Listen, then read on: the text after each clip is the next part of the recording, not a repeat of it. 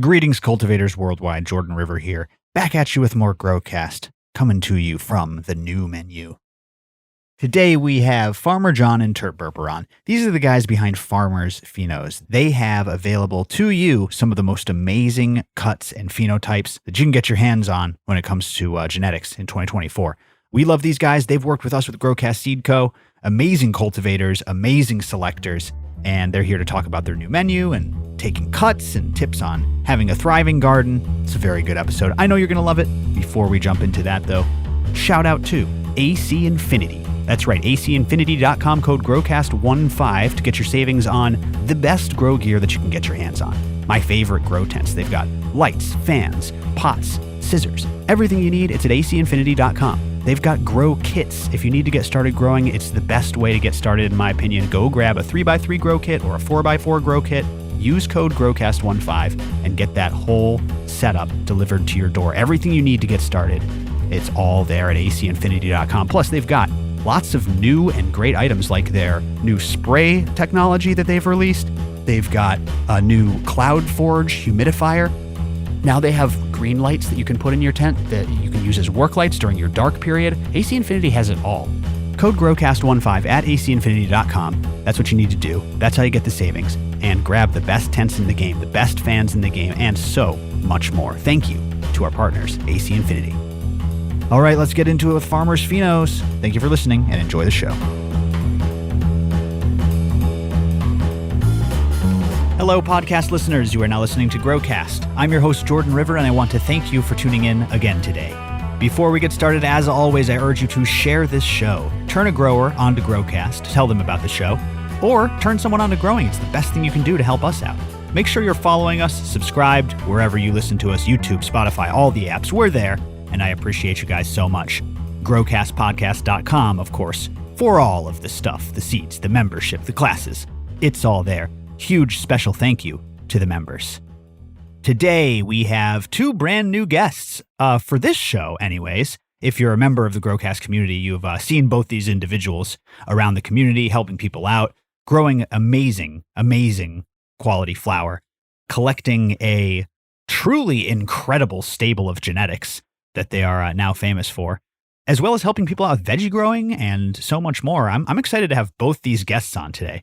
From Pharmers Phenos, we have none other than my friend Pharmerjohn, as well as my buddy Terp Burper, who are the Pharmers Phenos team. What's up, guys? How are you both doing? Good, Jordan. Thanks for having us. Really good. Thanks so much for having us on. Hey, welcome to the show. Now, you guys have been on, let's see, Pharmerjohn, you've been on GrowCast TV before, right?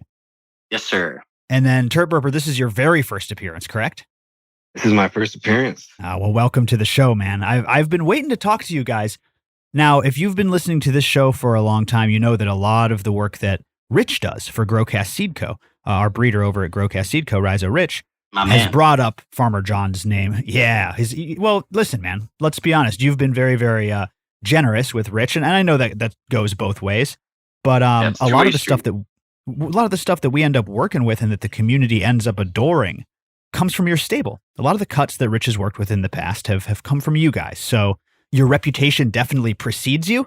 And we're very excited to talk to you about the Pharmers Phenos stable. Your lineup has just changed. You got a bunch of new offerings. We're going to talk about all the amazing strains you have, taking cuttings, a bunch of stuff today. Let's start at the beginning, though. Talk to me, John, about how Pharmers Phenos started, and then Terp Burper, once you came on board to the team officially. Tell me that story. Yeah, so I started just collecting an obscene amount of genetics back in 2018. And I just kind of got really into it, and Cultivated Choice moved to town 3 years ago or so. Nice. Shout out Cultivated Choice. You turned me on to him. Yeah, shout out Cultivated. Love him. And he was, sampling all the wares, and he was like, you should really be selling these. This amazing variety. And I was like, oh my gosh, I never thought of that, And then he kind of just guided me along to kind of gave me the push to get started. And I had a few different partners early on, and then organically over time, me and Terp, we've been just growing forever now. I can't even remember since when. And yeah, he was helping. He's a really amazing artist, and so he was helping me with some logo stuff. And then it just kind of timed out really nicely. Like the logo happened, and it's just really fun working with him, and just a great guy and an old friend. So yeah, he likes all the flavors too. We're just passionate about variety. And so yeah, I was already sending him stuff anyway, and so we kind of got this going now, and he's been just doing an incredible job. Fantastic job with the cuts. So let's see. It just started with like a genetic collecting addiction, is what you're telling me. Like just like the rest of us, essentially. Straight up. And then did the demand kind of just manifest out of air? Were there people around you saying, "Hey, let me get this, let me get that," to where you're like, "Okay, I should make this a business"?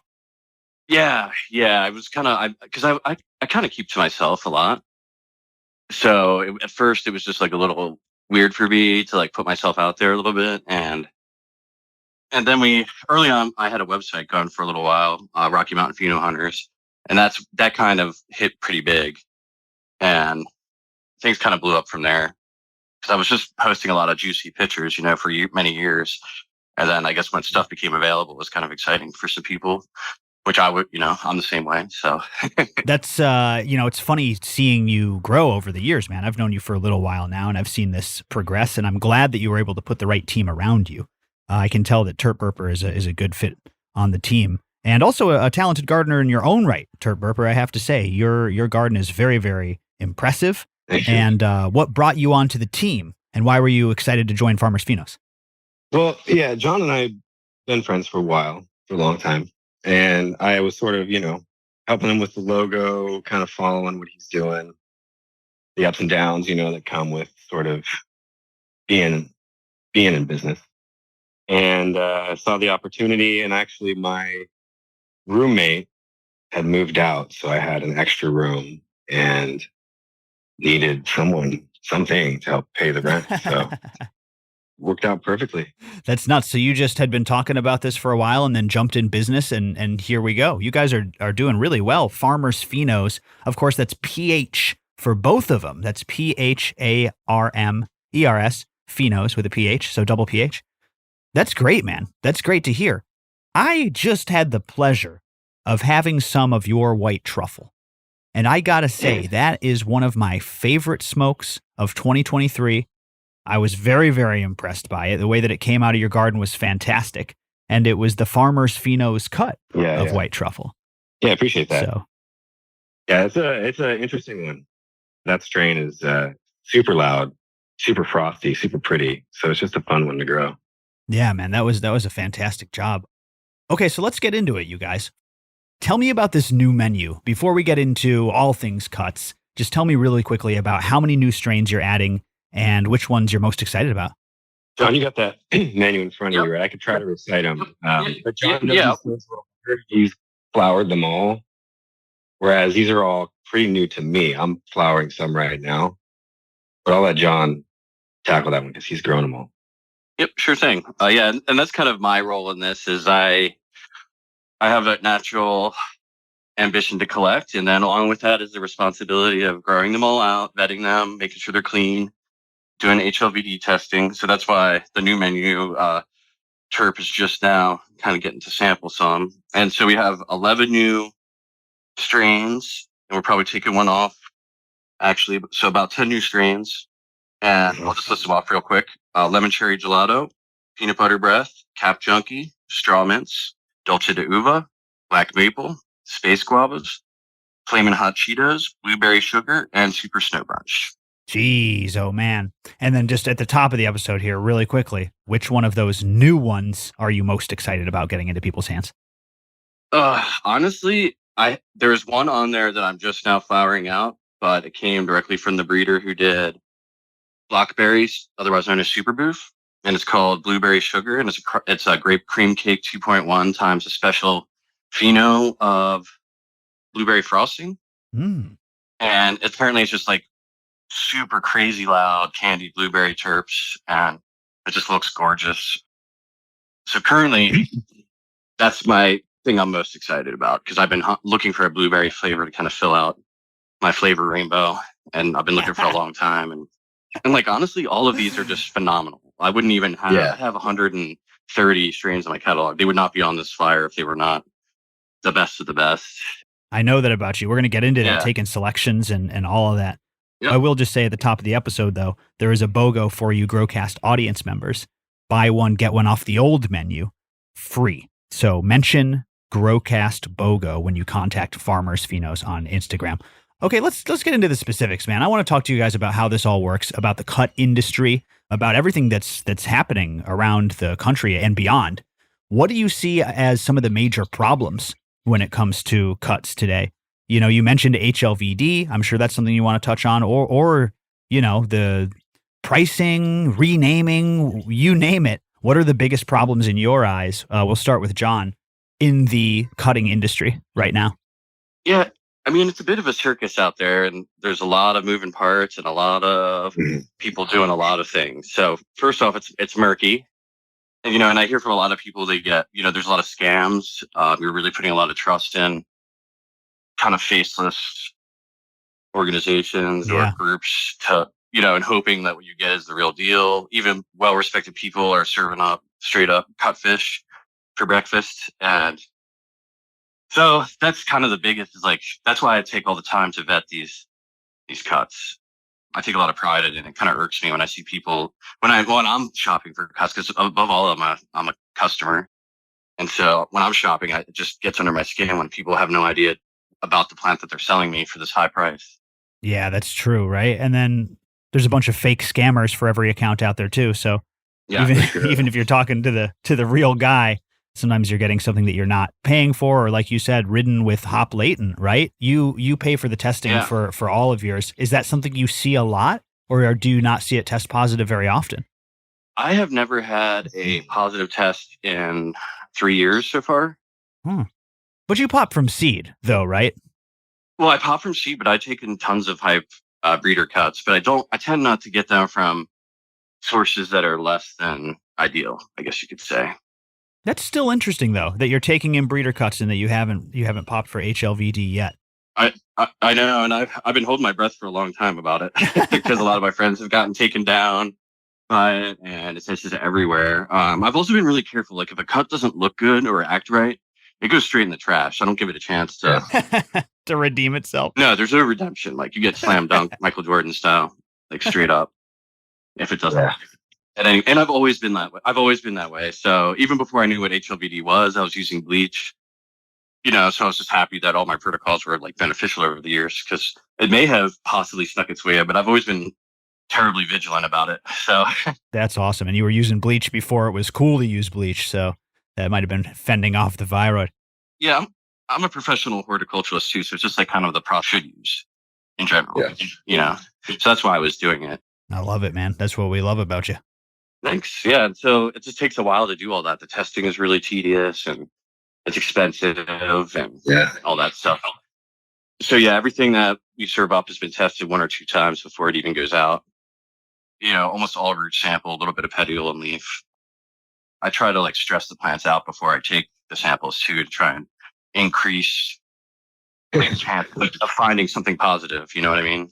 Right. Interesting. Because the viroid will spread as the plant gets less healthy, and then you'll test tissue that hopefully, if it does have the viroid, it's expressing, so you can detect it. Yeah, it's harder to detect in really healthy plants. So, you know, I have so many plants, it's kind of easy to mistreat them a little bit. So wow. I like that. And that's why Terp's job is so vital for our system, is like, you know, when he's propagating, it's for the people. So yeah, it's like the utmost care is taken to make sure that they're like in premium health. Anywhere in the chain. Yeah, you can't drop the ball. Yeah.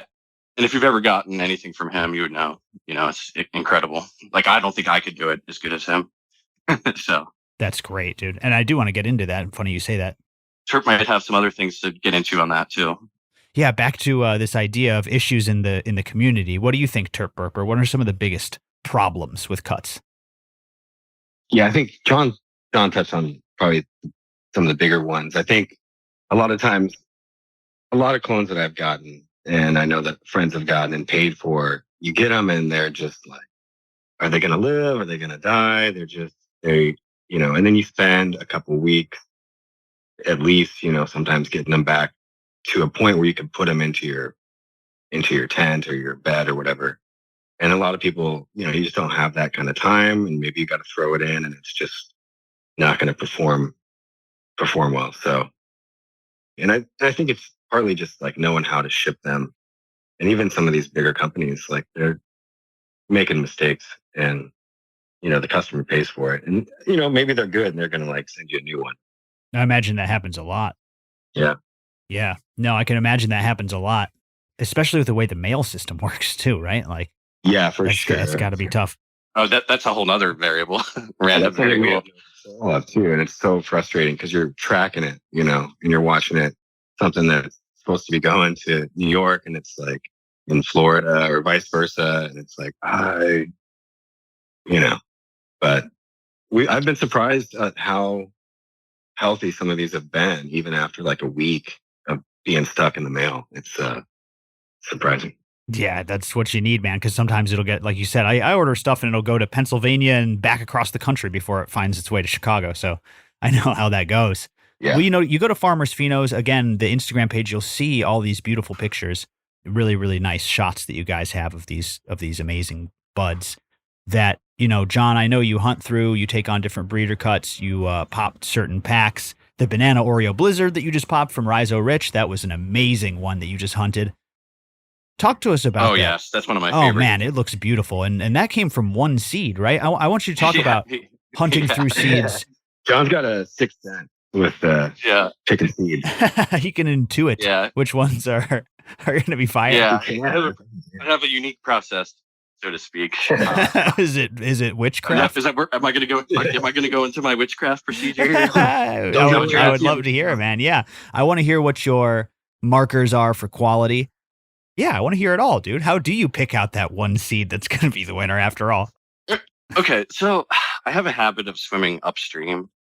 I guess you could say, like, when everyone's doing one thing, and ostracize, like, what was happening was all my, like, heady friends were like, you got to hunt the whole pack to find the winner. And, just getting on me about stuff, or, like, just harassing people online. You see it all the time. Yeah. And then I have like the other homies that are hunting whole packs, and their whole 50% of their rooms dedicated to this hunt, so to speak. And I feel like when you're running indoors, it's just not efficient to do it that way for me personally. Like if I had a greenhouse with sun grown, I could totally do huge hunts outside where it's cheap, or almost free. But when I'm inside, you want to make the most of your resources. So for me, what I do is I say, hey, I'm going to take 6 to 10 strains that I really, really want to know what's up with. And then just like open each pack calmly, sit with it, admire the seeds.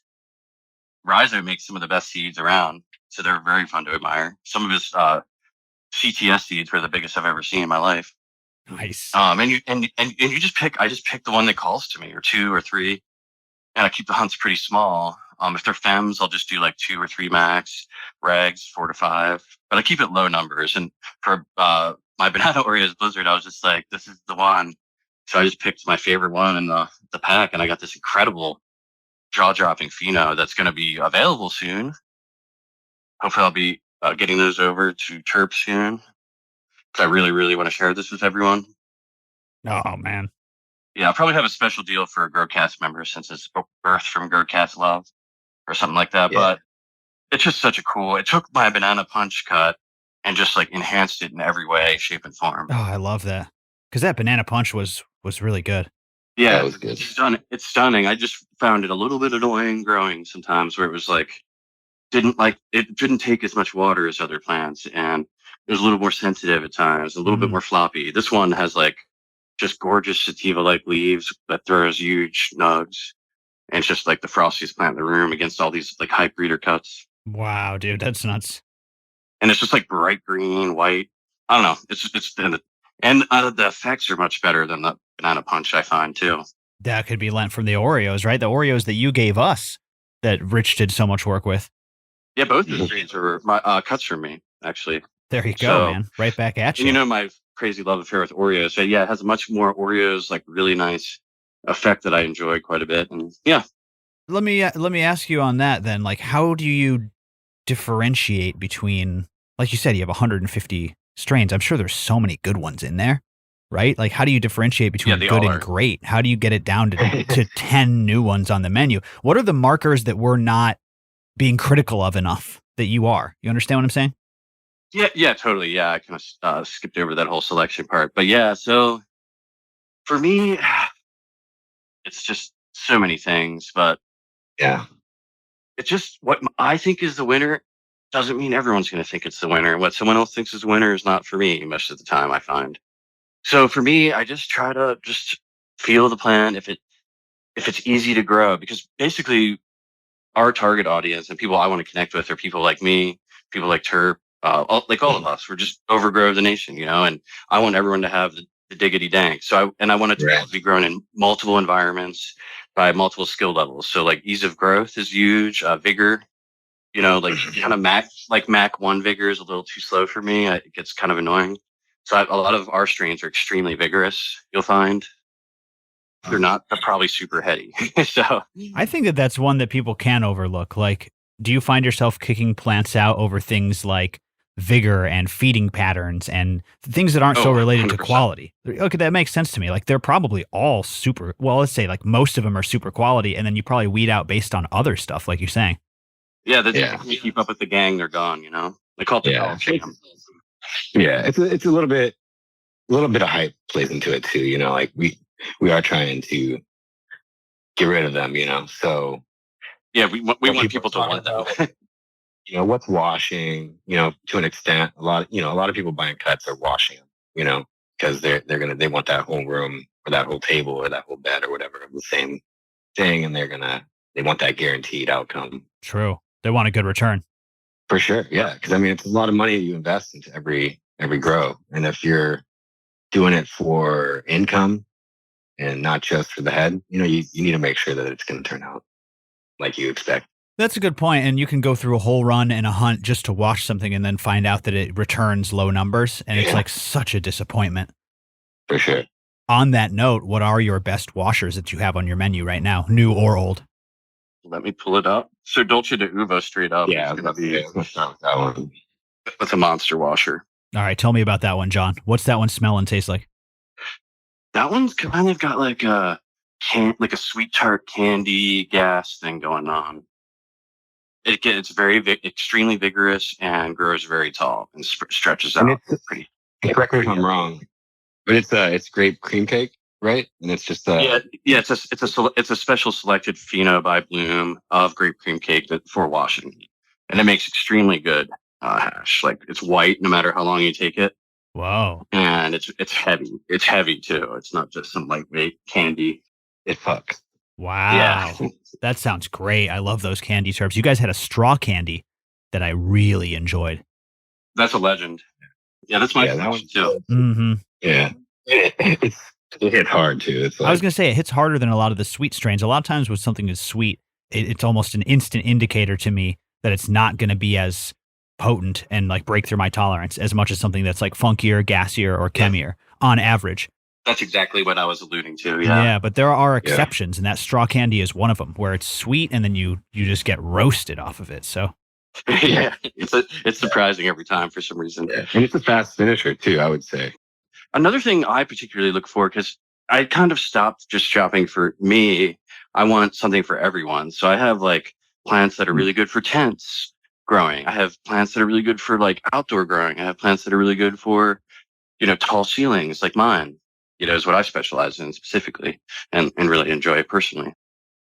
So it's more about completing that dynamic range. And like you said, completing your flavor wheel and having more offerings for the people than it is like, oh, these are all the best, but they all smell the same, right? Or they all grow the same. Yeah, I want them all to be different. So like, I want each one, because people are always asking, what's your favorite? I'm like, honestly, they would not be here if they weren't my favorite, straight up. That's a really good point. I like that, man. Like you said, you're trying to serve the grower and give them what they want. I think that's the right move. Yeah, that's kind of what drives us, I would say. And peanut butter breast, kind of a surprise good washer. It's a rare peanut butter breast that washes really well. It washes like 4%. Well, that's 4%. Interesting. No. That is very interesting. I'm going to put this question right here. Talk to me about, I know you literally just said you don't have a favorite, but I'm going to make you each pick one. Just whichever one you want to highlight on this show. I'd love to hear about how it grows, what it smells like, and why people should buy this cut if they're thinking about picking up a cut. Number one is garlic breath. And this was one that John selected. Garlic breath was Thug Pug genetics. And it's this dark green, got kind of fat indica leaves, but it's super frosty and it gets these like bright orange hairs. So it's very pretty. It'll get some purple when it gets cold, but I wouldn't call it like perps or anything, but it definitely gets some color. And it just tastes like roasted garlic, maybe a little burnt. And that's not even like the best part really is the effects. It's got a really, really nice high. And I just fucking love it. It's definitely like head stash. It's not going to yield a ton, but when it does yield, you don't want to give it out.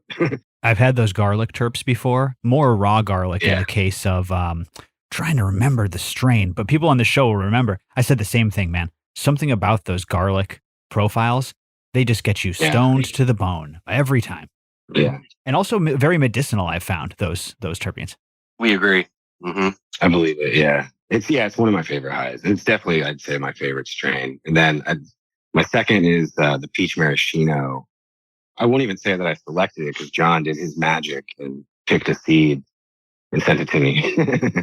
And I grew it. It was, I think I probably planted it upside down or something because it was one of those wild, like corkscrew fucking, I don't know if this one's going to make it seedling. And then it was the most vigorous plant in the tent. It like yielded like twice as much as every other plant in there.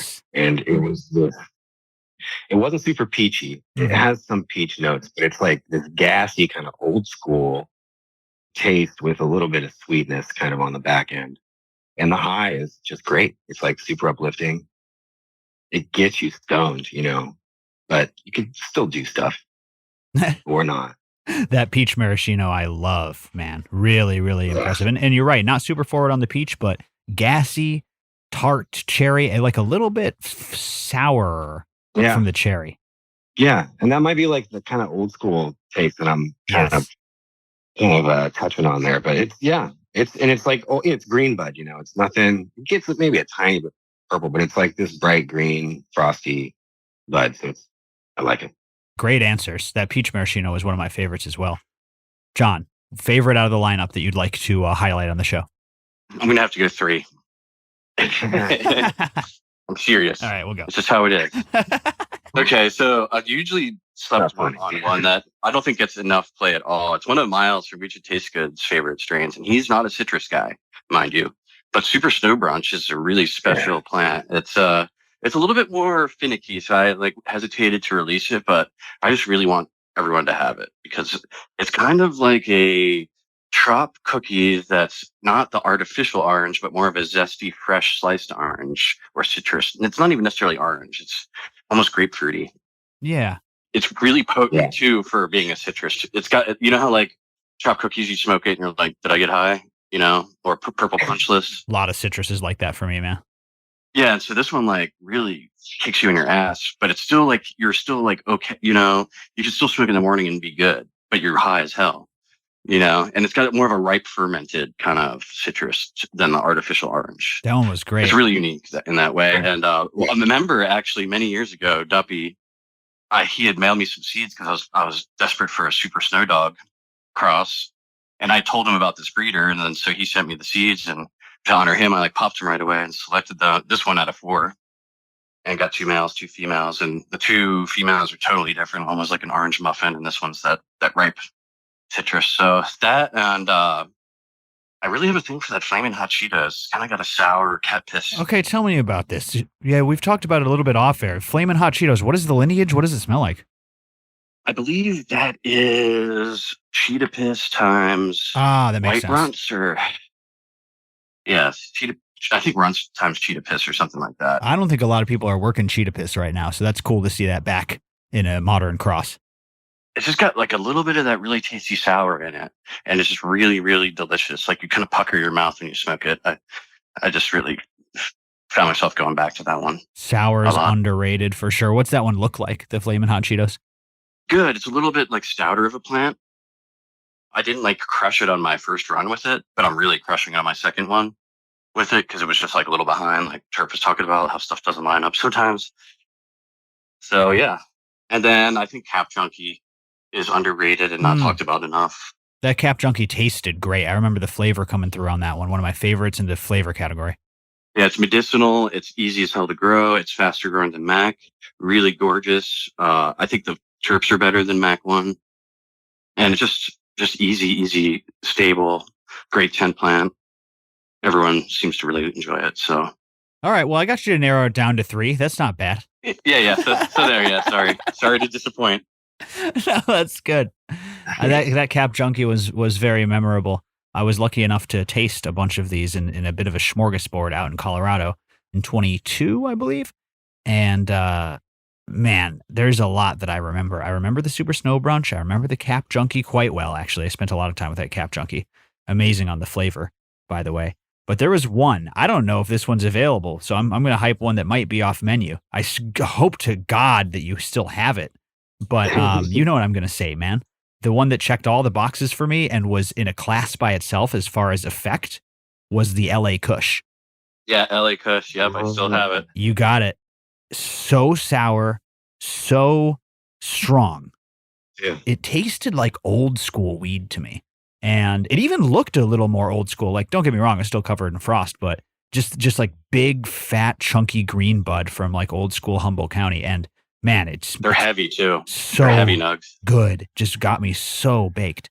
So I'll never forget that LA Kush. That's some of my favorite weed I've ever consumed in my entire life is that LA Kush. Yeah. I love that you remember that one. That's forever on my list of legends. I'll never get rid of it. That's good stuff, man. That was one of my first cuts. Are you going to have it back on the menu ever? Or are you just going to hold on to it and work it or give it out or whatever? I think I might. It's just so hard to pick, because when they're a chosen one, if they don't work out, then you put all that energy into a chosen one that people were just cloning for no reason sometimes. So yeah. We got to get the word. I guess I got to do better about getting the word out and educating a little. No, I got to come on the show, talk about LA Kush, man. We'll put up some pictures on GrowCast TV, do a little video thing. I know. I keep having so many new ones. It's just I haven't gotten back to that one because that goes in the Hall of Fame. That one's in the Hall of Fame. So Hall of Fame. It's retired the jersey. Yeah, true. Exactly. So yeah, man, I've been impressed across the board, to be honest, and I appreciate how much that you and Rich have gone back and forth, and it's just amazing to see all these different selections, and you guys' lineup is absolutely critical, clutch, as the kids say.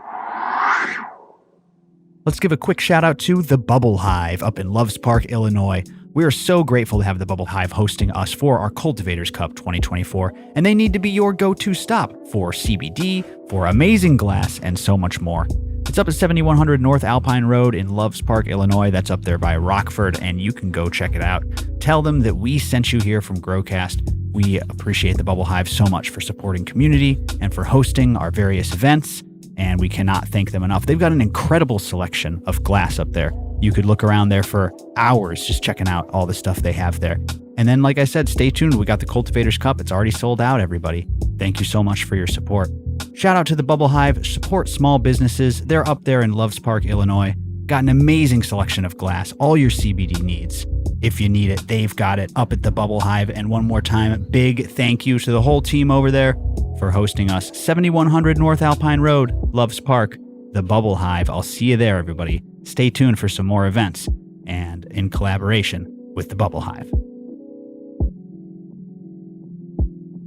Talk to me about gardening, you guys, because I imagine it's about, okay, you're selecting through these strains. You're trying to see what their best expression is, really. You're trying to grow them to their maximum potential. You're also trying to take cuttings from them, probably a lot of cuttings, ideally a lot of cuttings. And we all know that doing cuttings, the most important thing is having healthy plants to take cuttings from. So I'd like to ask you guys, again, this idea of going from good to great, right? We've got a lot of gardeners listening who are very good gardeners, but they look at the pictures on Pharmers Phenos and they're like, man, I want my weed to look like that, though. What would you say is like your number one or top few pieces of advice to go from a very good grower to an exceptional world-class grower? I'll throw it to Terp Burper first. What would that advice be? I think, there's so many, but I think watering might be like the thing that if you can nail that, your plants are just going to perform a million times better. Like there's a lot of, a lot of cannabis strains are going to like do pretty well no matter what, even if you completely mess up or like you don't give them exactly what they need, you're going to end up with some pretty good weed. But if you really nail the watering, I feel like the plants are just so much happier. And growing in like the living soil or the, no-till or water only kind of setup, I think that's super important. That's pretty much controlling how your plant eats. So if you can really nail that, I feel like you get much, much happier and, better results in the end. I think it's like the starting point. It's like the simplest thing, but it might be the most critical, man. And I can't tell you how many guests I've had on who say, hey, I'm a 10-year or second generation or 50-year horticulturist or whatever, and I'm still like dialing in my watering techniques for all my plants and trying to teach the 5-year, 10-year gardeners how to water correctly. It is a simple but infinitely complex art form. And you're right, getting into a bigger container is often just way easier. Let's be honest, right? You get into a living soil bed, it's harder to oversaturate it like a 3-gallon pot, right? Yeah, totally. And you can get by without watering that much too. And you wouldn't know it because the plants still look super happy because there is so much moisture that their roots can kind of seek out in there. Yeah. Do you fuck with automated watering systems, blue mats, moisture meters, or do you just go by hand? Yeah, actually. A little bit of both. So I have a blue mat system, like I have the tape set up, and I did have the actual blue mat sensor, but I don't know. My soil has had a bunch of like pumice, had a bunch of like these things in it. So I kept having like weird things happen with the blue mat sensor. Like it was getting triggered by the pumice. Yeah, sometimes it'll hit a pocket of aeration because those things detect pressure. So if like a piece of the carrot is up against like a big pocket of aeration, it's like, whoa, it's super, super dry here. When in reality, it's just a little pocket of air. So that does happen sometimes. You do keep your soil highly aerated? Is that a little twist on your It's pretty, no, it's pretty aerated. And I've just been, top dressing and kind of following the Pharmerjohn big roots advice and sort of building the soil that way. And it's been, I think, 3 or 4 years growing in that same soil. But with the blue mat, I just took out the sensor and I still water. Like I'll give it like the 5 gallons of water. Just straight through the thing and just let it go. And it takes like a day or a little less than a day for it all to drain in there. And I'll give it just regular pure water with a little SLF in there. And then I'll also hand water in like all the microbes and the teas and all that good stuff right at the plant root zone. Sorry, right around the plant. And that's sort of my that's where it's critical. You got to keep that air to water ratio balanced, make sure those microbes are humming so that the plants can get as big and sticky and fat as they do in your garden, man. So I think watering is a great answer. What do you think, Pharmerjohn? Tips on going from good to great as a cultivator? Yeah, watering is a really great answer, Terp. Thank you for bringing that up because that's something I'm always preaching on and something I'm still learning every day. Yeah, I've been racking my brain and I'm coming down to kind of a more overarching philosophy is just having a can-do attitude about like your goals and how you're going to achieve them and don't give up is like, I think the best way to level up because a lot of times I see people kind of run into barriers and the wheels kind of fall off and it's just like a snake eating its own head after a while and you can just never seem to catch up. So I think sometimes you just got to commit, balance your life with the amount of sacrifice you're willing to put into it and be real with yourself and just make time for all the things you need to do because your life is like the soil web. You have to have the balance. So I've never seen someone like crush a garden when their life is all effed up and, unorganized. For me, it's always come down to that. And like taking time to just sit with your plants and like observe them. Like I do a lot of just sitting in there and like looking around quietly for like weirdly amount of minutes, And it's fun. It's like so relaxing. It's like a peaceful moment in my day. And you can really create, problems or notice like things that can help you on your next round get improved. So I'm always just trying to, and I think Rich has touched on this before too, is like do something a little bit different, Status quo is not going to make you better. We don't know everything at all. We're not even close. So the more you kind of fiddle around with stuff and what works for me isn't going to be perfect for you or Terp or anyone, So you got to find your own way. and don't just follow blindly without thinking about it. That's all really good advice, man. I'm hearing a couple different things there. First thing that I'm hearing, which is like, don't give up. You might have a bad first run. You might not get the results you want for a few runs, but gardening is like a lifelong journey. So like stick to it. Don't give up and always be learning. On the Precisely. counter to that, like you said, from the work balance, life balance, garden balance perspective, don't bite off more than you can chew, right? Don't drive yourself crazy in the garden. The number one rule of garden. Exactly. You know what? I learned this in poker, everybody. The number one rule in poker is when it stops being fun, you need to stop or change something. And it's the same thing with gardening, man. Once you're not having fun and it's stressing you out, or like you said, you're going off the rails because of all your garden responsibilities and you can't get this done in time and that done in time. That's when you need to either step back for a little while or change something up, right? Downsize, get some help, as far as like helping the garden, whatever that means to you. So that's the same thing. It's kind of like, don't bite off more than you can chew. Make sure that it's still easy and fun. And then, like you said, always be learning. Like, this never stops being a learning endeavor. A lot of people can get stuck in their ways, especially if they have success. That's the scary part, is if you have good success with a style, you never change anything, and then you never really learn or grow as a gardener, which can be fine, but most people would like to kind of expand their knowledge, right? And try new things and learn new things through new challenges. So it was very well said, John. Those are all really, really good points. I like that. Thank you. I appreciate that. I'm pretty passionate about that side of things. That's good. That was one really technical piece of advice and then one very meta piece of advice. I like that. Let's get into taking clones. Speaking of technical pieces of advice and maybe work-life balance, I can only imagine having 150 cuttings like that. It's got to be. First of all, how do you deal with having? It's miserable. He says. It's hard. First of all, how do you deal with having that many genetics and not losing them, man? Like, honestly, can you give us tips on keeping that many plants alive and recorded and keeping track of them? Yep. Yeah. So I have a big, my mentor, one of the best things he ever passed on to me was he never kept mother plants around really for long.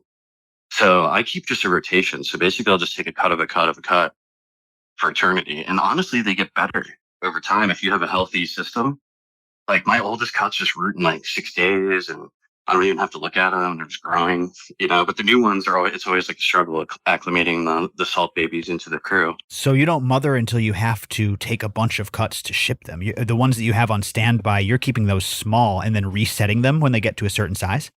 Yeah, exactly. So mine are just for me and the bedding and the collection and to get clean stuff over to Terp. Right. And then he actually has mothers where he's taking like top cuts off everything for, supporters. But for me to keep that many in rotation, I keep that many in a 4x8 room. If you can believe that. In like solo cups? No, I keep them in 3-inch plastic pots. Oh, nice. Okay. And then root riot domes as long as I can. And then as soon as you just get unwieldy or unhealthy, like the key is for me is to doesn't matter what's going on in your life. If your little mothers are ready to take cuts, you only have like a 5-day window before they lose vigor and health. That's true. And then that just, it's like exponential problems after that. So you just have to like keep everything, you pay attention to everything. Don't cut corners, keep it clean. So and the benefit of like cutting down everything and having little plugs instead of mothers all the time is you can keep everything clean, swept up. True. Insects really don't get a chance to take hold of a life cycle in there. Space. Yeah. And space is the huge thing for me. It's like, geez. You couldn't grow them all big. Like right now, like after we get off this, I'm going to be literally up potting and cloning all night. I know it's a lot of fucking work, man. So there's no way around it. You can't take shortcuts. How do you keep track of it all? Do you do digital or do you do analog? I have an Excel spreadsheet now. I used to just do everything in a notebook. I have a notebook where I take certain types of notes. And then I have like a massive spreadsheet that's like turned into a monster. With all these various lists. So I just kind of use color coding and different systems to keep track. And then I label every single cut no matter what. I don't play that game with like, oh, I'll know what that is later. Yeah, I tend to do that a lot. So I'm like crazy about it. I'm like, everything is labeled perfectly. Take your time. Don't do anything rushed. If you feel rushed, go to sleep, take a nap, stop. But know that the plants aren't waiting on you. Yeah. So Well, then let's say it is time to take cuttings. I want to ask about mothers next. I'll ask Terp about mothers, but when you go to take a cut, John, what does your protocol look like as far as cloning gel and tips and tricks, cutting angles? Any tips or tricks you can share? Yeah, I'll do the basics. And honestly, Terp is just a master at this point. But I just do what's affordable. So I like Root Riot's cubes personally for me. They just do really well. They're consistent. I've never had an issue in all my years with them. I know issues come up. I've heard about it, but for me, I think you just got to pay attention. Like with anything, right? Especially something that's sold all over the nation. That's another thing. So yeah. And then I buy a whole box of scalpels, like disposable scalpels, and then I buy the tiniest jars of Clone Tech or Root Tech, I think it's called. Oh, nice. Cloning gel. It's like the cheapest. Yeah. The orange cheapest stuff. Yeah. I talk about that stuff all the time. I used to use that back in Humboldt. Yeah, I love it. It's just affordable. And because I don't like, it's sketchy for me to have like a big old expensive bottle sitting in your fridge and it might go bad. And then when you go to take all these cuts that are valuable, it all like screws you over because it went bad or that's something. the downside of the good, like organic high end stuff. It's only good for like 90 days after opening. So it doesn't work in all situations. Yeah, so I just wanted to keep this thing because it doesn't take much. You can clone these in water if you really wanted to. So it's like worse off if you have a rotten clone gel or something than if you use nothing, I guess. No, that's a good point. And using the smaller containers, there's just less chance for contamination one way or the other. That is a good point. So you use this. I like the scalpel trick. First of all, that's nice. You get the incision on there. You swipe it through the clone gel, or do you like put it into a solution of clone gel or something? So what I'll try to do is, what I do is I have a Dr. Symes and I heat it up to 90 degrees Fahrenheit and mix it really well with one of those like mixer things. And I have that. I dunk the cut into that. And then I pull it back out. Yeah, I pull it back out. That's great. And then I cut it. I lay it on a like little stone cutting board because the wood will be too absorbent and it might spread HLVD. So because I have to wipe everything down between each freaking strain and like change out everything and bleach everything. It's like the easy process. Yeah. So anyway, a long story short, I find two of the I'll get down about like to perfect clone height for me, which is about like 4 or 5 inches. And I try to look for like 2 nodes that are pretty close to each other. And I'll like cut at the bottom one at a 45-degree angle just below the node. And then hopefully both those nodes are kind of like in the cube with clone gel on them. So you have like multiple points that are exposed. Yeah. And then I like that the top node right at the top of the cube, like right below. Yeah. Because I get cows there a lot. Ah. And I'll let Terp take it from here. Yeah. What do you think, Terp, as far as taking cuttings? Well, I got my tech from John and I've just sort of been able to practice a bunch. But yeah, the Root Riot cubes, I think the clean cut is really important. Using scissors, you got to be really careful because if you crush the tissue, you're damaging it and it's not going to callus as well. More of a pinch, yeah. And you're closing off that important surface area of the exposed inner plant material. That's a really good point. It's almost the reverse of when you're picking leaves. A lot of people like to pinch because they don't want this open sore wound, right? I didn't think about scissors having much more of a pinching mechanism than, for instance, a scalpel. So I like that. I'm going to order just disposable scalpels after this episode. But please continue. I don't know if it's bro science or not, but like empirically, just like observationally, it seems to be true. Yeah, it would make sense to me too. That does make sense. Yeah. And then I like to, and I don't do this every time, but I seem to have better results when I do, is I'll take the cuts ahead of time and I'll put them in like a cup of water, but with like some power psi, maybe some aloe. Oh, interesting. Some good stuff, and let them kind of like sit for the night before I plug them the next day. And I'll also soak the Root Riot cubes in like a light Clonex solution. And then I'll squeeze those almost completely dry. And I don't know, John and I feel like in different climates, it works differently. Yes. Where I live, it's like 60% humid all the time. Yeah. And so I try to squeeze them pretty dry because they're not losing a ton of moisture to the air. We're sucking up a ton of moisture. That's right. Yeah, exactly. So, and I feel like those Root Riot cubes hold the perfect amount of moisture, even when they're pretty squeezed out.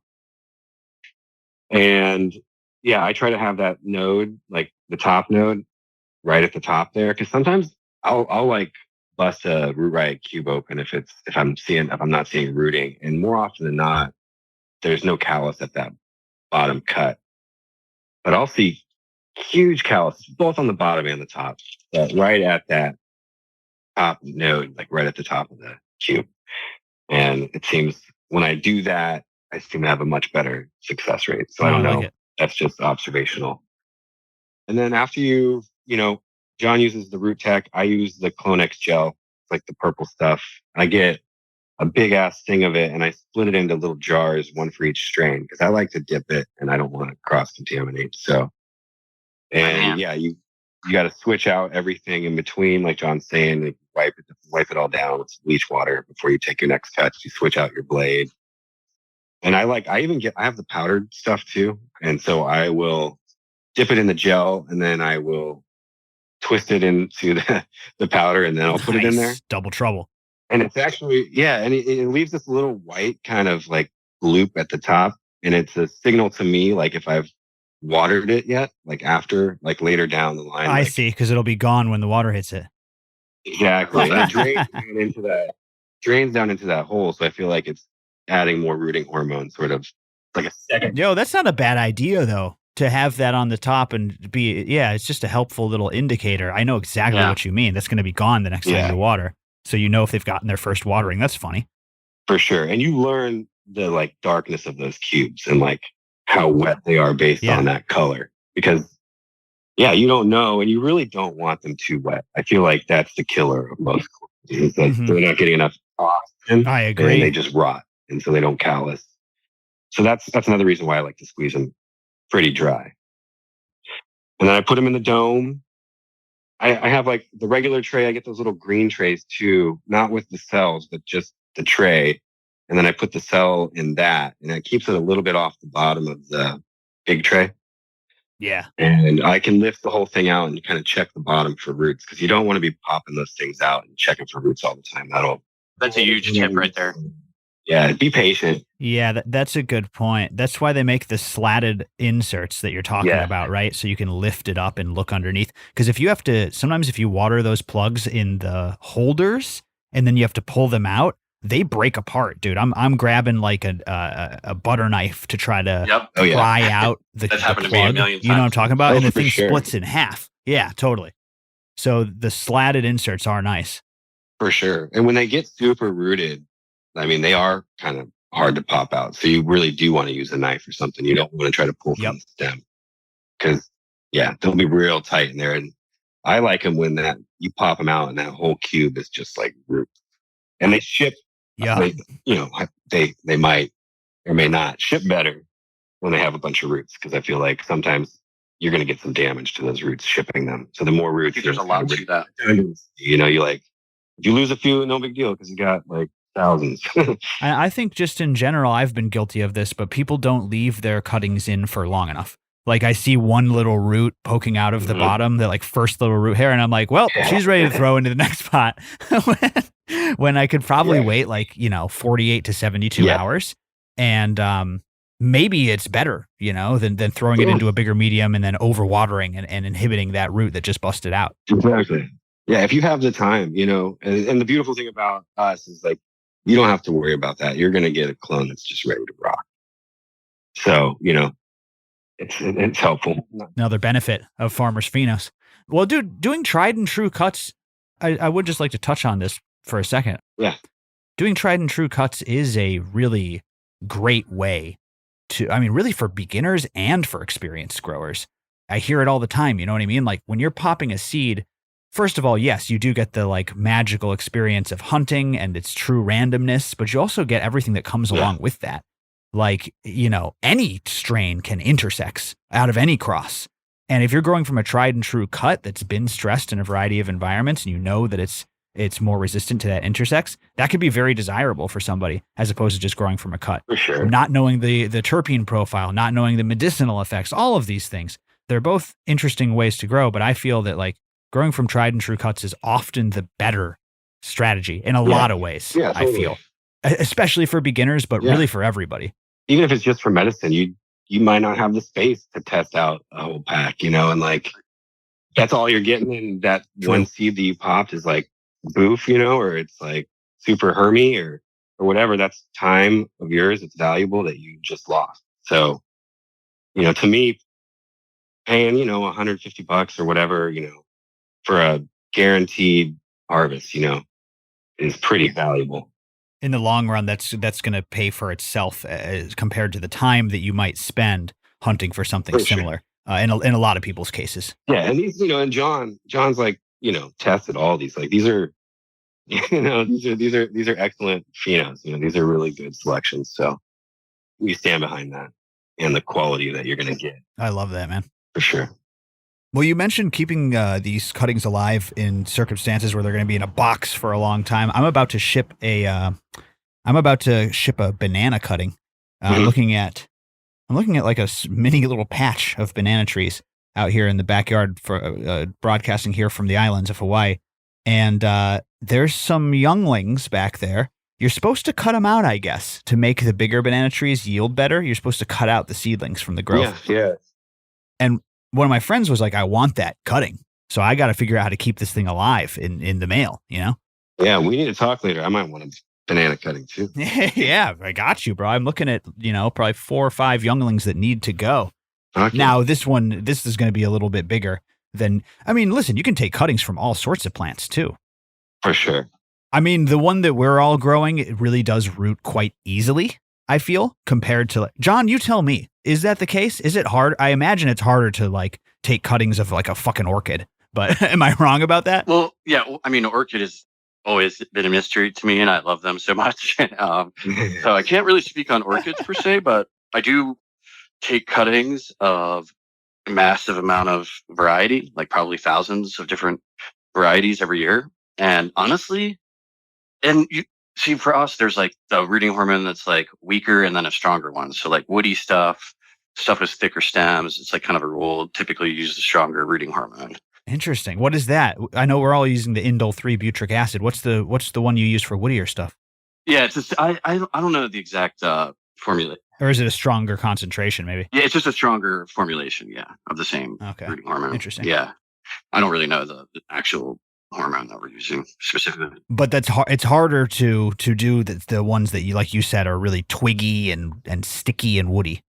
Yep, and then there's lantanas that root instantly, and coleus and a bunch of other types of. Oh, interesting.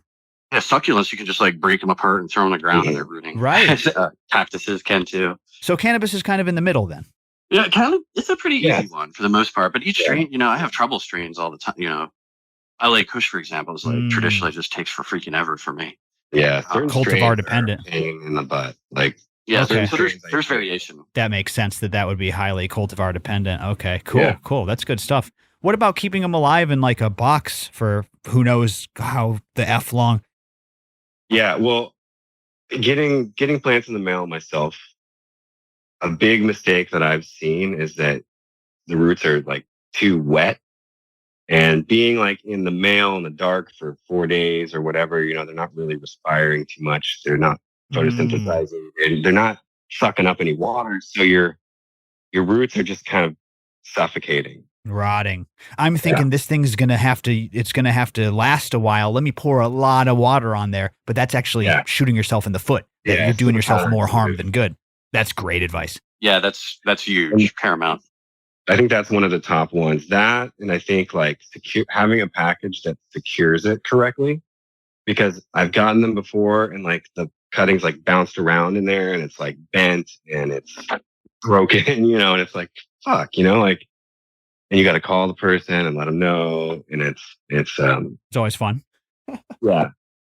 There's certain packages that are made for it, and there's a place for the root cube and it's going to hold it there and it's not going to bounce around. And those are worth the extra money because sometimes these are expensive clones. John's probably got some clones spent thousands of dollars on. So I don't want to talk about it. So, it's important that they make it in good shape. And then another thing, and I think with plants maybe that smell a little bit like the Super Snow Brunch that we were talking about earlier, that in veg is super strong smelling. It just reeks. Yeah, it's right. You might smell that box on a warm day or something. So vac sealing I think, you don't suck all the air out. You don't crush it, but you suck enough air out. Terrarium, like, yeah, it's a terrarium. Whoa. Exactly. Your roots are kind of giving off carbon dioxide, and the leaves are kind of giving off a little bit of oxygen. So you got this kind of stasis. And if you overwater and if you give it just a little bit of water, it's all trapped in there, like a terrarium, like John was saying. So, oh man, I would say those are my top tips for shipping plants. First of all, I didn't realize so much went into it. And then the vac seal makes sense because sometimes they're just reeking in veg or reeking when you're taking cuttings. That's good stuff, man. Over an hour has flown by. Oh. So, I mean, listen, we could keep going. We're going to have you guys back on for sure. But let's just remind everybody, it's an honor. Pharmers Phenos, okay? Pharmers Phenos, that's double PH. PH Pharmer, PH Phenos, at Pharmers Phenos on Instagram. Go ahead and hit them up. Ask for the menu. Say GrowCast BOGO to claim your BOGO. You can get one of your choice and then one off of the old menu. They'll send you which ones you can get for the BOGO. So I think there's 10 or 11 you can choose from, and you'll go ahead and buy one and get one free. Again, that's Pharmers Phenos on Instagram. We support these guys. They've done so much for GrowCast Seed Co. So make sure you go and take advantage of this one. How long is this running for? The rest of February? Yeah, we could do that. We can do that. We can do the rest of February. I love it. We usually ship on Mondays. If you order something and it's not quite ready, I'm going to let you know. And I'm not going to send anything that's not ready because I want it to, rage when you get it. So nice. So yeah, just be in contact with John, and we'll put the menus back up. We did make a couple alterations due to some unfortunate drama in the scene, but yeah. At Pharmers Phenos is where you go and get it. Hit them in the DM. And again, GrowCast BOGO. Any parting words, guys? I appreciate you coming on the show. This was an awesome kind of overview. It's not a subject we cover a ton, the world of cuttings and taking them, selecting them, shipping them, and all that. Any parting words before we wrap it up here?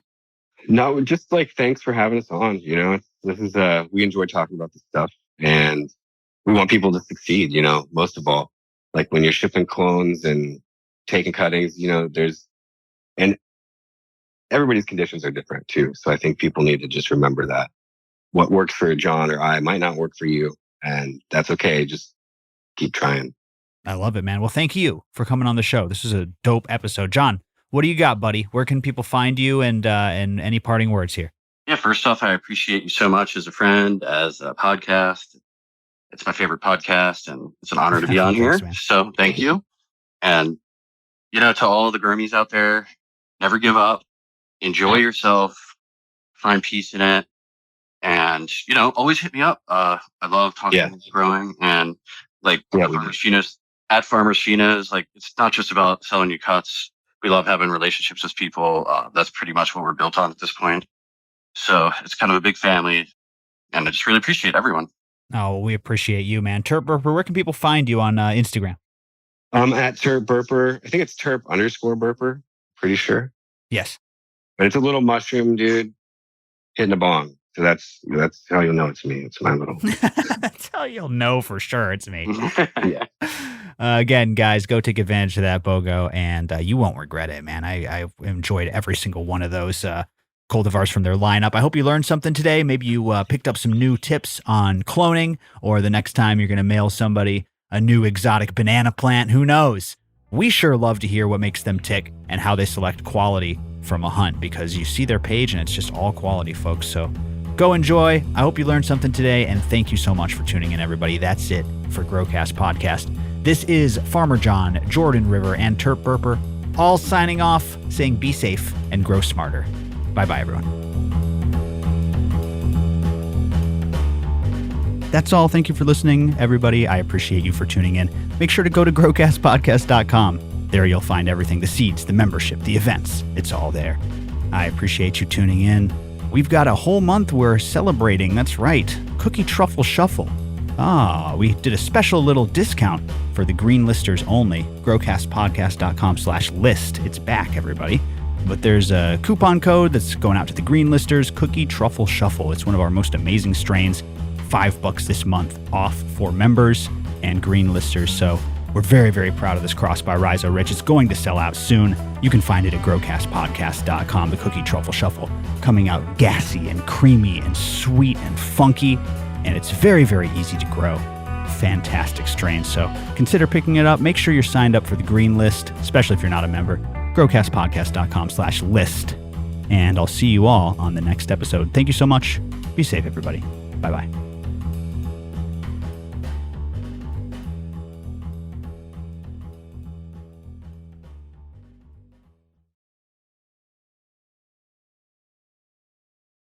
Yeah, so I started just collecting an obscene amount of genetics